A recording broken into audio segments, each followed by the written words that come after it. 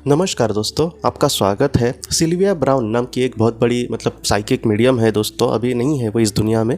तो psychic medium ने जो भी कहानी कही थी, उसके जो भी केसेस है उसमें से हमने ये कहानी ली है। वो ये कहती है कि उसकी मुलाकात एक महिला से एक बार हुई थी और उस महिला को जब ये पता चला कि ये आत्माओं से वगैरह बात करती है, तब उसने अपनी एक याद कही थी। उसने ये कहा था कि मैं बचपन से मेरी माँ के बहुत ही क्लोज थी और बचपन में मुझे बहुत उसने मेरे लिए बहुत कुछ किया था। लेकिन जैसे ये बड़ी हो गई और इसकी शादी हो गई, तब अपने माँ के साथ इसका उस तरीके से कांटेक्ट नहीं रहा।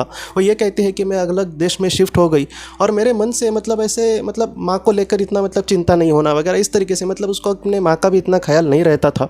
उसकी माँ ही बेचारी उसको बीच बीच में फ़ोन करती थी और धीरे धीरे उनका और भी रिश्ता और दूर होता गया। लेकिन जितना हो सके उसकी माँ कम से कम महीने में एक बार उसको फ़ोन करने की कोशिश करती थी। वो महिला ये कहती है कि मेरे माँ के साथ संबंध तो अच्छे थे, लेकिन ज़्यादा कांटेक्ट नहीं था।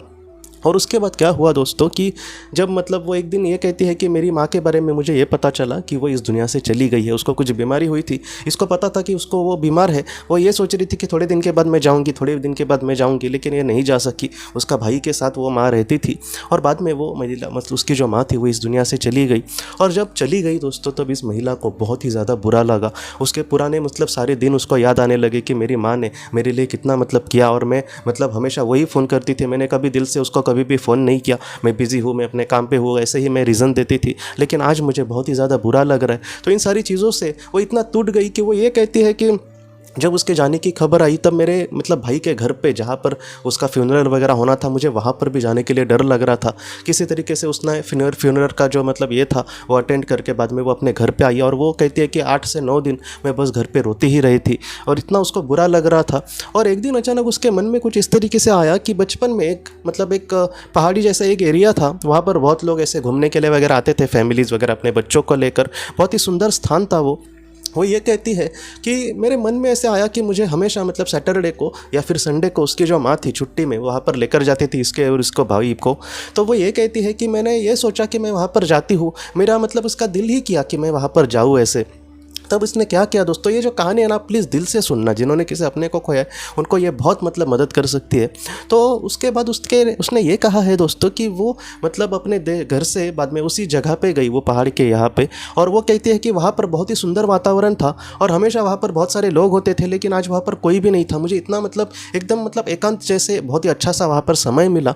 और उसके बाद वो ये कहती है कि मैं घुटनों के बल बैठी और ऐसे नमस्कार करके उसने अपने माँ से माफ़ी मांगी कि मैं अपने जीवन में तुम्हें जिस तरीके से तुमने अपना बहुत ही अच्छे से फ़र्ज़ निभाया था माँ का, लेकिन एक बेटी का फ़र्ज़ मैं अच्छे से नहीं निभा सकी। मुझे सच में माँ माफ़ कर देना। मुझे इतना आज बुरा लग रहा है कि ऐसे लग रहा है कि मैं कि एक बहुत ही बुरी बेटी हूँ। मुझे कम से कम बीच बीच में तुम्हारा ख्याल रखना चाहिए था, अपने घर पर बुलाना चाहिए था, तुम्हारी सेवा करनी चाहिए थी, तुम्हारा तुम्हें क्या चाहिए नहीं चाहिए ये सारी चीज़ें देखनी चाहिए थी।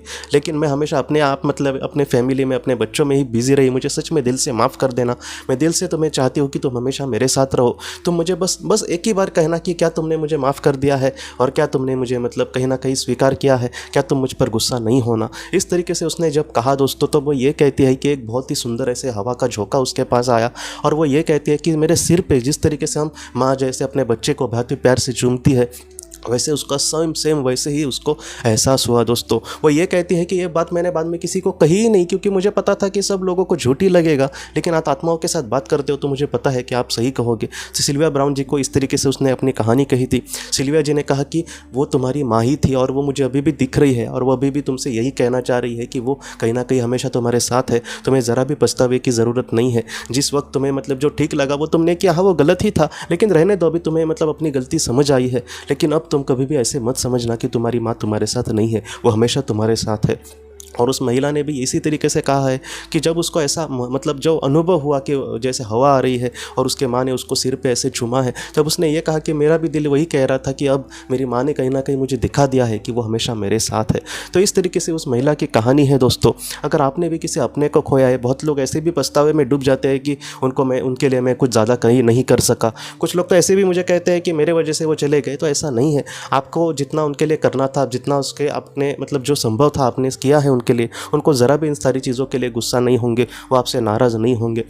इसलिए आप अपने अच्छे से अपना ख्याल रखना, अपने जीवन में अच्छे से आगे बढ़ना, अपने अच्छे परिवार को समय देने की कोशिश करना दोस्तों। और महत्वपूर्ण बात की अच्छे से खाना पीना, ऐसी मतलब यही महत्वपूर्ण बात हमारे अपने ज़्यादातर हमसे कहते हैं। इसलिए आप कोई भी किसी भी चीज़ को लेकर पछतावे में मत जीना। आपका दोनों का जो सच्चा प्यार है दोस्तों, वही सबसे बड़ी बात है, और किसी उसमें मतलब फॉर्मेलिटी की ज़रा भी ज़रूरत नहीं है। तो इस तरीके से आप ज़रा भी चिंता मत करना। आपके जो अपने हैं उनके मन में आपके लिए जो प्यार है वो कभी भी कम नहीं होगा दोस्तों। तो दोस्तों हम अपने अगले वीडियो में मिलते हैं। आप अपने परिवार का ख्याल रखना। आपका बहुत बहुत धन्यवाद।